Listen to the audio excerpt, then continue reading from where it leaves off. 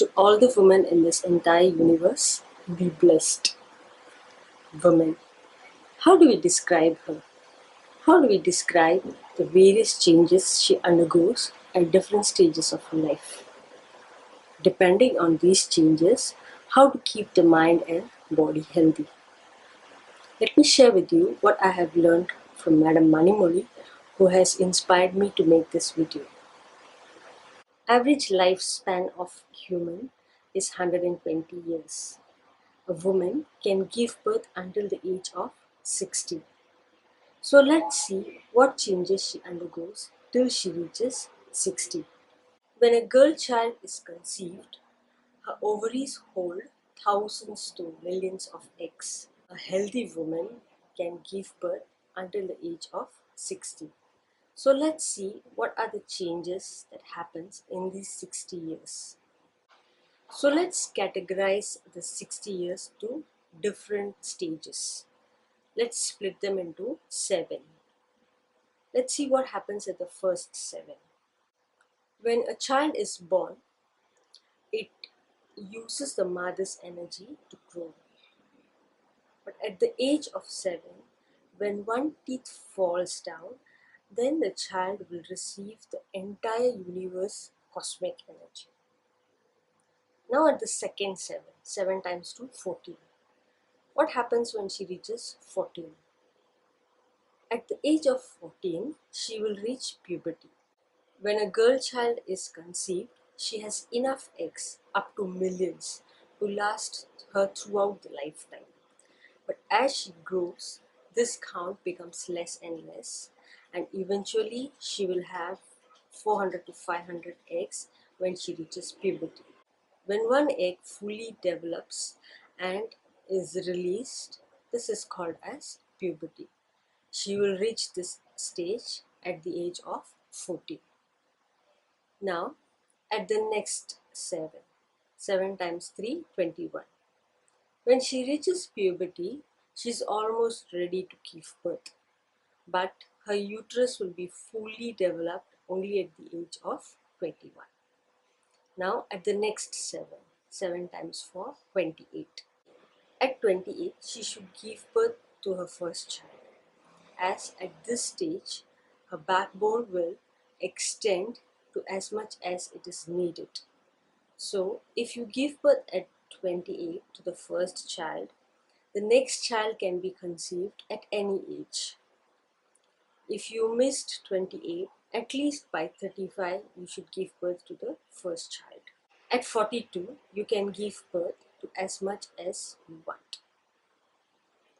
At 49, she will reach menopause stage, and this will go on till the age of 56. So you must be wondering, then how can she give birth at the age of 60? She only needs one egg to mature and be released for fertilization. Is it that difficult to do? Actually, it's not. Out of the 400 to 500 eggs, if there are still some left when she reaches 60, then she can still give birth. A healthy woman can do so. Now she has reached menopause. If all are okay, then it's fine. Teeth should fall at the age of 7. She should reach puberty at 14. She gives birth to the first child by 28. If all has happened on time, you can give back to yourself at the back. But if the teeth doesn't fall at the age of 7, what should we do? It doesn't mean that she is unhealthy. It just means that she is less healthy, and it can be rectified. If you believe, then it can be rectified. When there is something wrong in the body, it's not just the body's fault. Mind also plays a major role.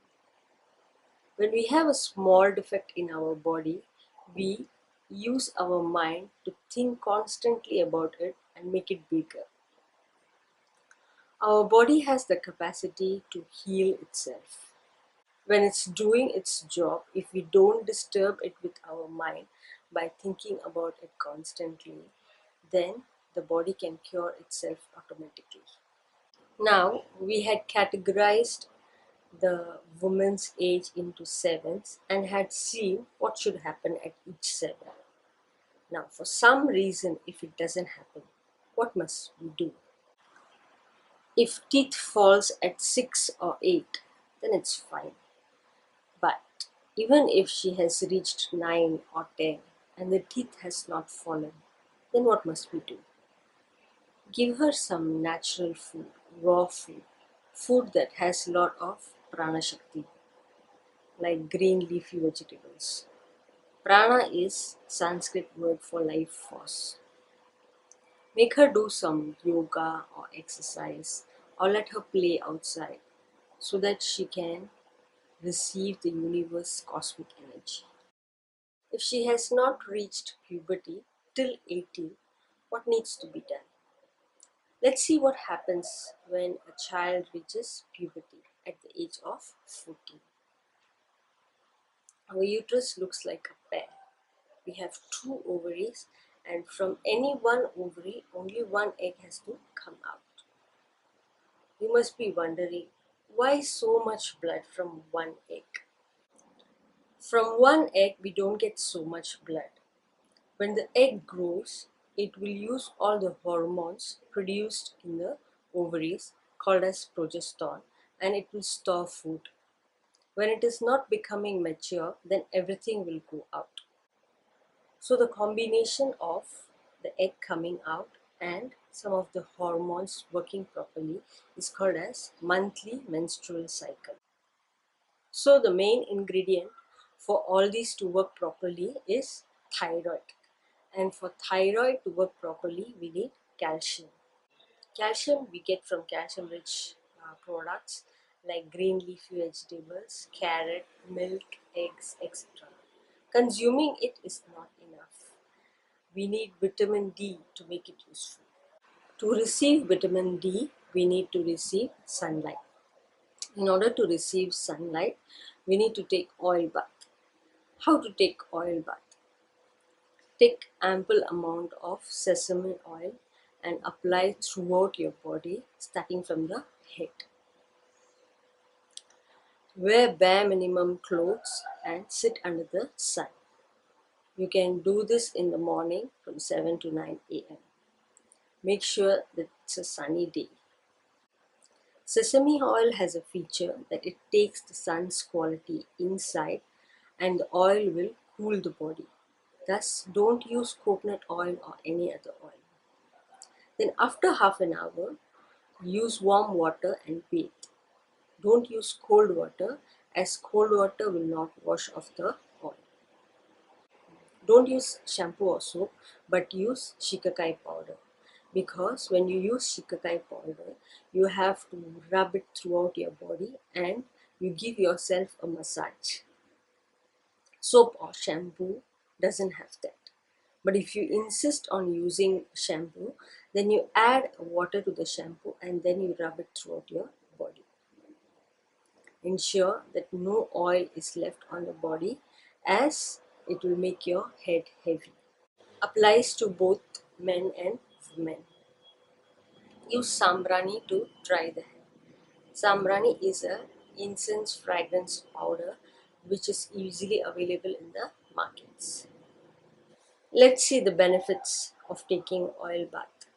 We will receive vitamin D, which in turn will create the formula 125DC.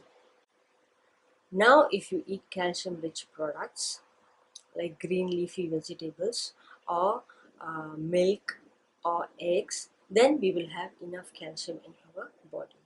So, to get calcium, to have enough calcium in our body, we need to take oil bath and we need to eat calcium rich products.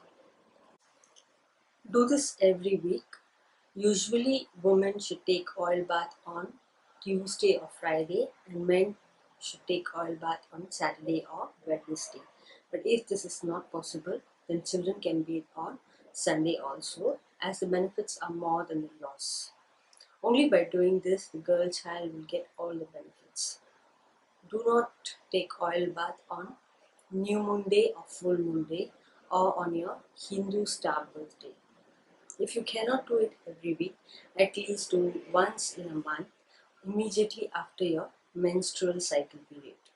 Pituitary gland, which is the master gland, will be invoked, which in turn will make all the hormones work properly.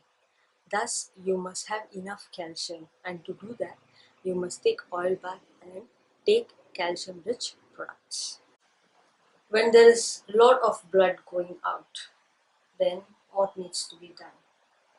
The reason could be a hormone imbalance or hemoglobin is less. For hormone imbalance, take oil bath, do Naluma Yoga, Chakra Dhyana, Jyoti Tratakam. The links are available in the description box below.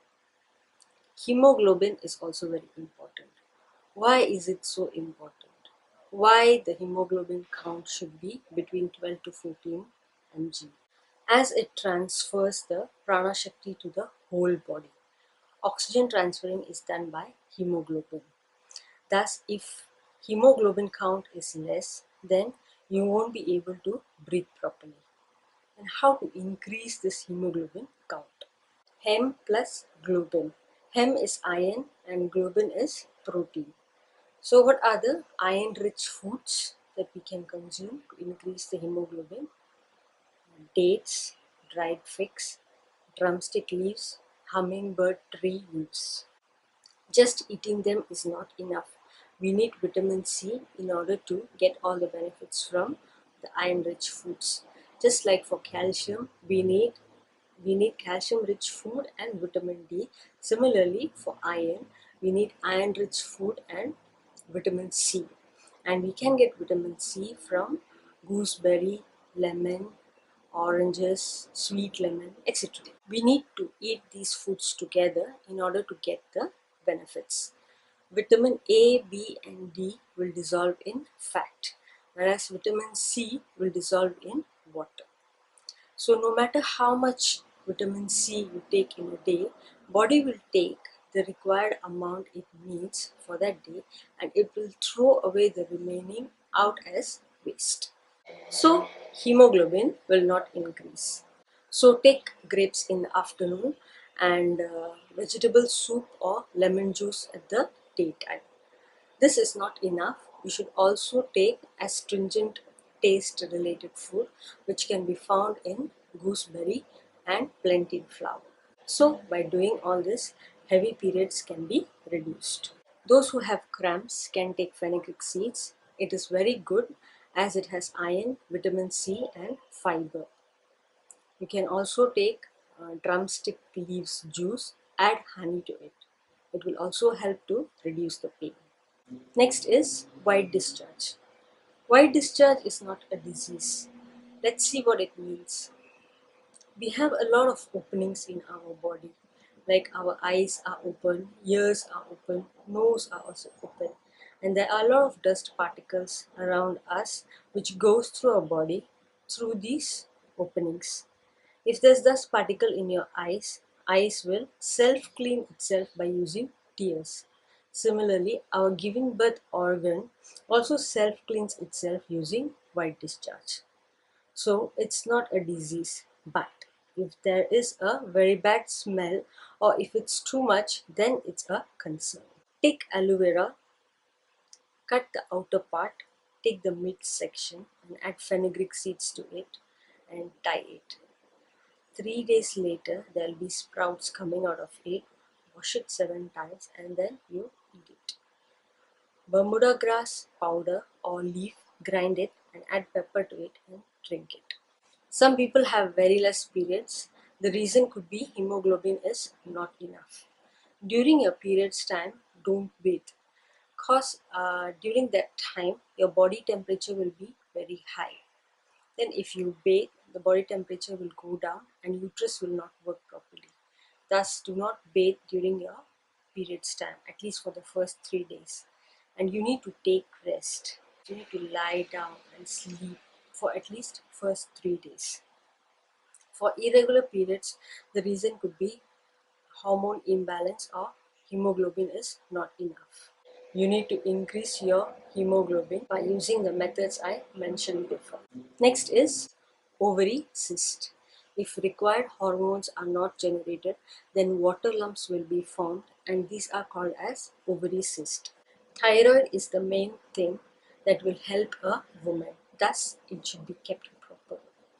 Thyroid will receive a message from the pituitary gland, which will then send a message to another hormone called as gonadotropin hormone.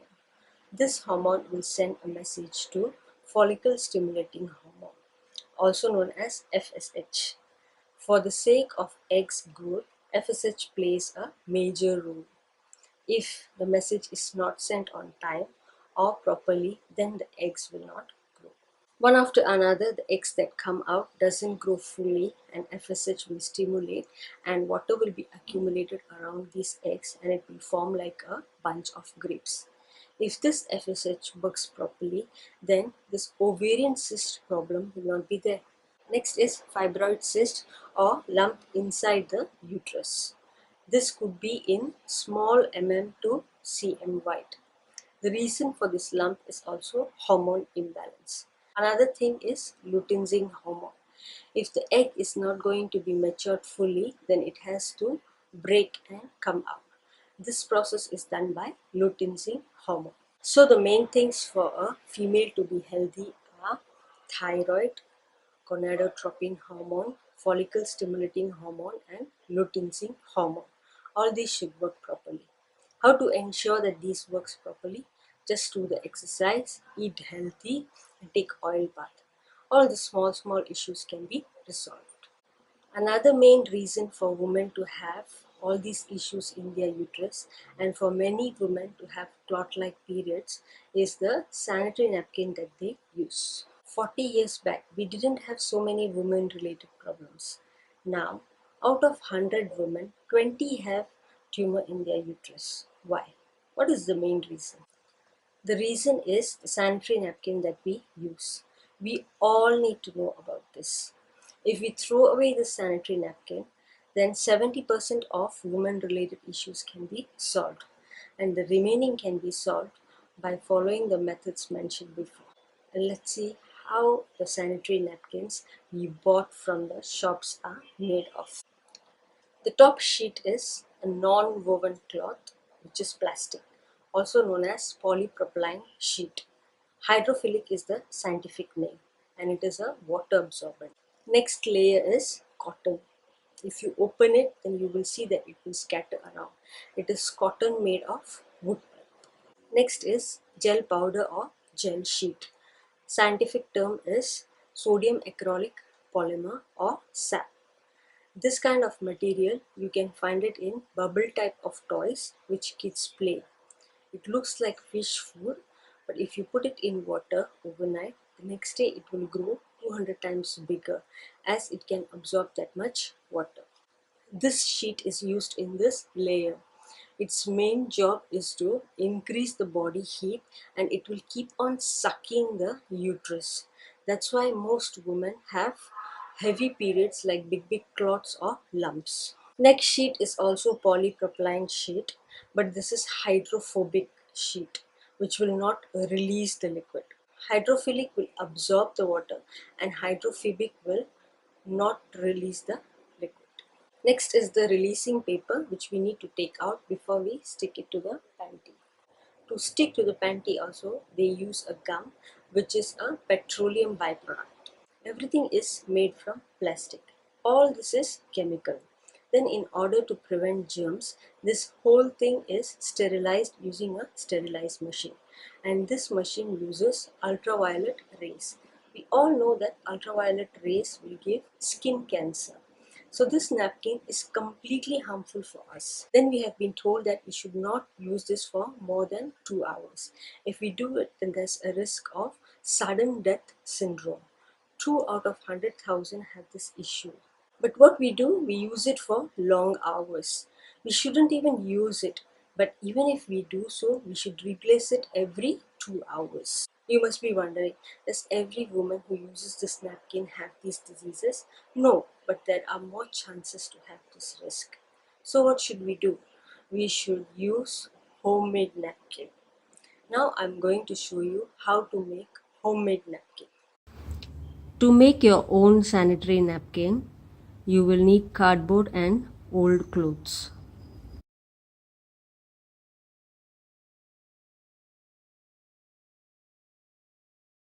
We need to create an outer layer and an inner layer. Let's see what is the measurement for the inner layer. For top and bottom, the width should be 3.3 inch.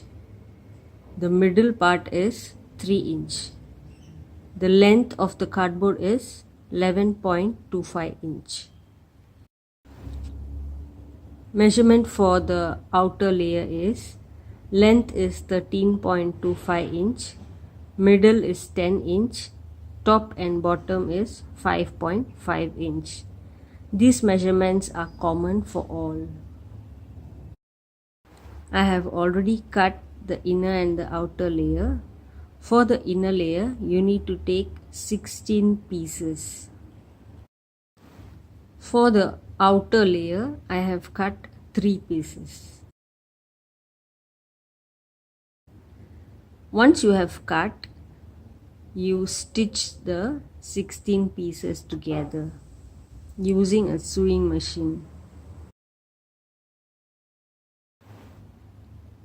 Take one piece of the outer layer, place all the 16 pieces in the middle and give one stitch at the corner. Now take the remaining 3 pieces, place the one piece on top of it and you have to stitch it at the corners.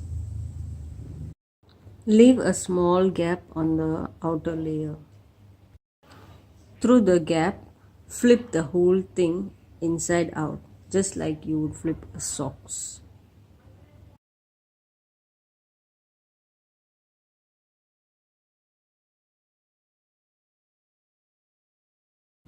Now you can close the gap by giving a stitch. You can stitch again around the corners and then give a stitch in the middle so that the inner piece doesn't move. Stitch a button here so that you can lock it around your panties.